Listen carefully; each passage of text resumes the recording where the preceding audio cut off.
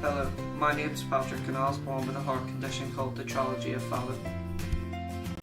Tetralogy of Fallot is a congenital heart defect which is classically understood to involve 4 abnormalities of the heart. It results in low oxygenation of blood due to the mixing of oxygenated and deoxygenated blood in the left ventricle. Out of every 1 million babies born, 400 of them are born with this heart defect. So with Patrick, he was my 3rd child. Everything was normal with the pregnancy apart from that towards the end he was lying the wrong way round. So his head was at the top and his feet were at the bottom. So they booked me in for a cesarean section. I had been for various different scans and nothing had been picked up that was abnormal about the pregnancy at all. And even whenever after Patrick had been born, there still wasn't anything wrong. Nobody had picked up on any sort of health problems that Patrick would have. So we came home from hospital, just normal family. He settled in well, cried a bit more than the other 2 did, but generally he was just a normal baby.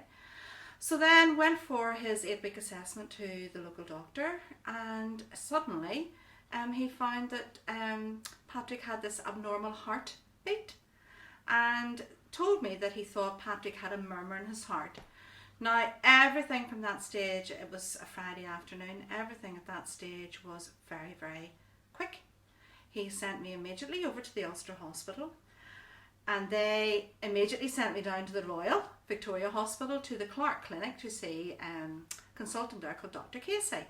Now, this was within 2 or 3 hours of the original diagnosis from the GP.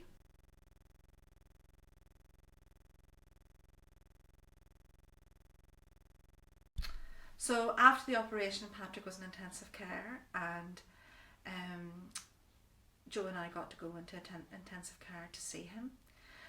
And there wasn't an awful lot of information from Mr. Gladstone. He came round, stood at the end of the bed with nurses, and Patrick was all wired up to all these different machines and we didn't know what really was going on, and he just nodded his head and walked away. And we asked the sister, we said, what does that mean? And she said, well, look, he's happy enough with the way everything has gone. It's going to be a difficult few days, but hopefully, he's done everything he can, so hopefully Patrick will do what he has to do and get stronger and come round. So he did, and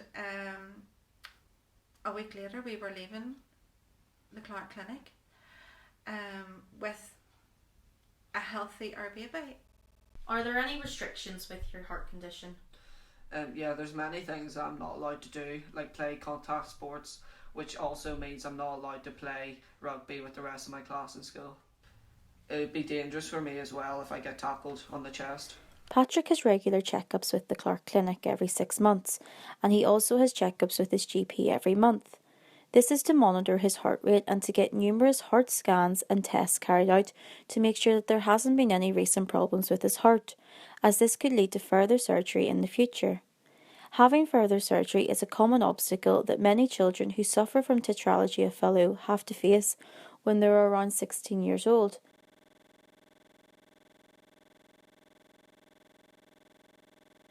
I am eternally grateful to the Heartbeat Trust, wonderful charity that do a lot of work with the Clark Clinic, hand in hand with the Clark Clinic, and they provided me with accommodation so that I could stay at the hospital the whole time that Patrick was there going through his operation, and for the whole week that it took before I was able to bring him home.